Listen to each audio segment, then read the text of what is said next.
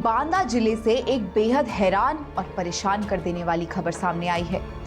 हमारे समाज में जब भी जहां भी किसी के साथ कुछ बुरा होता है तो लोग कानून और न्याय व्यवस्था पर भरोसा जताते हैं, पुलिस को बुलाते हैं और जब पुलिस भी इंसाफ करने में नाकामयाब हो जाए तो हमें देश की न्याय व्यवस्था पर पूरा यकीन रखते हैं। उन्हें यकीन होता है कि जब कोई इंसाफ नहीं दे रहा तो कोर्ट में बैठा जज जरूर उनकी फरियाद सुनेगा और इंसाफ देगा। लोकतांत्रिक देश होने के नाते देश में पैदा होने वाले बच्चे से लेकर आखिरी सांस लेते बुजुर्ग तक हर किसी को समान अधिकार मिले हैं, चाहे गरीब हो या अमीर। देश का कानून हर शख्स के लिए एक समान है। यही वजह है कि जब किसी को समाज से या कानून से न्याय नहीं मिलता तो वो कोर्ट का दरवाजा खटखटाते हैं और उम्मीद करते हैं कि कोर्ट में बैठा जज उन्हें इंसाफ देगा। लेकिन जरा सोचिए, अगर कोर्ट में बैठा जज उसे खुद अपने इंसाफ के लिए लड़ाई लड़नी पड़े तो क्या? जब कोर्ट में बैठे जज को ही इंसाफ के लिए दर दर की ठोकरें खानी पड़े तब क्या? जब कोर्ट में बैठे जज को ही अपने लिए इच्छा मृत्यु मांगनी पड़े तब क्या होगा? इच्छा मृत्यु, ये शब्द हमारे देश में, हमारे समाज में बहुत ही कम सुनने को मिलता है। अक्सर हम तभी इच्छा मृत्यु नाम के इस शब्द को सुनते हैं जब कोई बेहद लाचार हो, उसकी जिंदगी में जीने की कोई वजह ना बचे। मगर क्या कोई 30-31 साल की उम्र में इच्छा मृत्यु की मांग कर सकता है? वो भी एक ऐसा शख्स जो जज की कुर्सी पर बैठा हो। सुनने में आपको भी अटपटा लग रहा होगा, मगर यही सच है। देश के सबसे बड़े सूबे उत्तर प्रदेश में, जहां सीएम योगी के राज में आज महिलाओं को सबसे ज्यादा सुरक्षित बताया जाता है, आज उसी योगी राज में एक महिला जज ने खुद को यौन उत्पीड़न का शिकार बताया है। मामला यूपी के बांदा से सामने आया है, जहां एक महिला जज ने इच्छा मृत्यु की मांग की है। उन्होंने सुप्रीम कोर्ट के मुख्य न्यायाधीश यानी कि सीजेआई को लेटर लिखकर बताया, भरी अदालत में मेरा शारीरिक शोषण हुआ है। मैं दूसरों को न्याय देती हूँ लेकिन खुद अन्याय का शिकार हुई। महिला जज ने खत में लिखा है, मैं इस पत्र को बेहद दुख और पीड़ा के साथ लिख रही हूँ। इसे लिखने का कोई और मकसद नहीं है। मैं सिर्फ सीजेआई से अपनी कहानी बयां करके अपनी इच्छा मृत्यु के लिए प्रार्थना करना चाहती हूँ। मैं लोगों के साथ न्याय करूंगी, ये सोचकर न्यायिक सेवा ज्वाइन की थी, मगर मेरे साथ ही अन्याय हो रहा है। जब मैंने जज होते हुए इंसाफ की गुहार लगाई तो 8 सेकंड में सुनवाई करके पूरा मामला अनसुना कर दिया।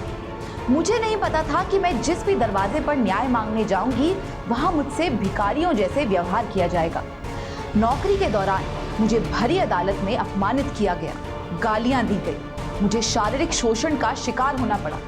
मेरे साथ ऐसा व्यवहार किया गया जिससे मैं कोई कूड़ा हूँ। मुझे खुद के कीड़े जैसे होने का एहसास कराया गया। मैं दूसरों को न्याय दिलाती हूँ, मगर मेरे बारे में कौन सोचता है? मैं देश में काम करने वाली हर एक महिला से कहना चाहती हूँ कि शारीरिक शोषण के साथ वर्क प्लेस पर जीना सीख ले। ये जीवन का कड़वा सच है। पॉश एक्ट, जिसका मतलब है कार्यस्थल पर महिलाओं के यौन उत्पीड़न से जुड़ा कानून, भी एक दिखावा है। इस पर कोई सुनवाई नहीं होती और ना कोई पेन लेता है। अगर आप शिकायत करेंगे तो आपको टॉर्चर किया जाएगा। जब मैं ये कह रही हूँ कि कोई सुन नहीं रहा है तो इस लिस्ट में सुप्रीम कोर्ट का नाम भी है। इस पूरे मामले की शिकायत करने और न्याय मांगने के बाद मुझे सुनवाई के लिए महज 8 सेकंड मिले। ऐसे में मैं सुसाइड का सोचने लगी। अगर कोई भी महिला सिस्टम के खिलाफ लड़ने के बारे में सोचती है तो मैं बता दूं कि मैं ऐसा नहीं कर सकी, जबकि मैं एक जज हूं। न्याय की बात तो छोड़ दीजिए, मैं अपने खिलाफ हुए शोषण की निष्पक्ष जांच तक नहीं करवा पाई। मैं महिलाओं से ये कहना चाहती हूँ कि वो एक खिलौना है। मेरे सीनियर जज और उनके सहयोगी ने मेरा शारीरिक शोषण किया, मुझे रात में मिलने बुलाया। मैंने इसकी शिकायत साल 2022 में इलाहाबाद हाई कोर्ट में की, लेकिन आज तक कोई एक्शन नहीं हुआ। मुझसे किसी ने ये तक पूछने की जहमत नहीं उठाई कि मेरे साथ क्या हुआ है। जुलाई 2023 में मैंने हाई कोर्ट में इंटरनल कंप्लेंट कमेटी से शिकायत की। मैंने 6 महीने में हजारों मेल किए, तब जाकर आरोपियों के खिलाफ जांच शुरू हुई। लेकिन जो जांच शुरू हुई, मुझे उसके बारे में बताने में शर्म आती है, क्योंकि जिनके खिलाफ जांच होनी थी उनके ही अधीनस्थ को इस मामले में गवाह बनाया गया। ये मेरी समझ से परे है कि आखिर गवाह अपने बॉस के खिलाफ कैसे बयान देगा। आखिर कमेटी ऐसा कैसे सोच सकती है?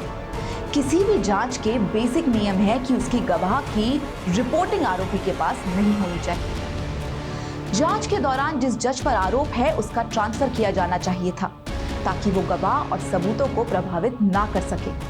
अब मुझे लगता है कि मेरी जिंदगी, मेरा आत्मसम्मान और मेरी आत्मा मर चुकी है। मैं लोगों को कैसे न्याय दे पाऊंगी जब मैं खुद निराश हो चुकी हूँ। मेरे अंदर अब जीने की इच्छा नहीं बची। मैं 1.5 साल से जिंदा लाश की तरह हूँ। अब मेरी जिंदगी का कोई मकसद नहीं बचा है। कृपया मुझे अपनी जिंदगी सम्मानजनक तरीके से खत्म करने की इजाजत दें। मेरे भाग्य के लिए कोई भी जिम्मेदार नहीं है। तो दोस्तों, ये हमने आपको उस महिला जज का दर्द भरा खत पढ़कर सुनाया है जिसकी कहीं कोई सुनवाई नहीं हो रही है। एक जज होते हुए उस महिला को इंसाफ नहीं मिल रहा। तो सोचिए, आप हम जैसे नागरिकों का क्या होगा। अब आपको एक ऑडियो क्लिप सुनवाने जा रहे हैं जो पीड़ित महिला जज का बताया जा रहा है। इस ऑडियो क्लिप में महिला जज एक रिपोर्टर से बातचीत करते हुए अपने इस खत की पुष्टि भी कर रही है। मैंने लिखा, अगर आप सेकंड पेज पे देखेंगे, हाँ मैम, और मेरी रेट भी डिसमिस हुई है, वो भी मैं क्लियरली लिखा है। और जो इंक्वायरी होती है डिपार्टमेंटल पॉश एक्ट में, उसको स्टार्ट करने में ही हमें इतनी मेहनत लग गई है। 6 महीने स्टार्ट होने में लग गया, और जबकि 3 महीने में उसे कंप्लीट होना चाहिए। ये मैंने मतलब जितनी हो सकती थी बातें मैंने सब लिख दी है। अब इससे ज्यादा कुछ नहीं लिख सकते थे अपनी लिमिट में रह के, मुझे ऐसा लग रहा है। नहीं तो अभी कुछ ऐसा फोटो डालने की जरूरत नहीं है। मैं कोई ऑफिशियल स्टेटमेंट नहीं दे सकती हूँ क्योंकि फिर वो हमारा डिपार्टमेंटल इशू ज्यादा हो जाएगा। अच्छा मैंने जो लेटर लिखा है मेरे नाम से ही है। हाँ, तो लेटर मैं लेटर है तो आप मेरा नाम यूज कर सकते हैं जी। और वो लेटर भी यूज कर सकते हैं। वो ओपन लेटर ही एक तरीके से, ओपन टू वर्ल्ड ही है एक तरीके से। जी मैम, बस अपने गुहार अब लगा रहे हैं कि एक जज को भी न्याय लेने में कितनी दिक्कत होती है। महिला जज के साथ जो हुआ अगर आपको बताएंगे तो हो सकता है आपका भी खून खौल उठे। बताना जरूरी भी है, तभी तो आपको पता चलेगा कि आखिर देश में हो क्या रहा है। एक मीडिया रिपोर्टर से बात करते हुए महिला जज ने अपने साथ हुए अपमान का पूरा किस्सा साझा करते हुए बताया, अक्टूबर 2022 को बाराबंकी जिला बार एसोसिएशन ने न्यायिक कार्य के बहिष्कार का प्रस्ताव पारित कर रखा था। उसी दिन सुबह 10:30 बजे मैं अदालत में काम कर रही थी। इस दौरान बार एसोसिएशन के महामंत्री और वरिष्ठ उपाध्यक्ष कई वकीलों के साथ कोर्ट में घुस आए। मेरे साथ बदसलूकी शुरू कर दी। गाली गलौज करते हुए कमरे की बिजली बंद कर दी गई। वकीलों को जबरन बाहर निकाल दिया गया। इसके बाद उन्होंने मुझे धमकी दी। हमने इसकी शिकायत अगले दिन यानी कि 8 अक्टूबर को अपने सीनियर जज से की, लेकिन सुनवाई नहीं हुई। भरी कोर्ट में मुझे अपमानित किया गया, शारीरिक तौर पर प्रताड़ित किया गया।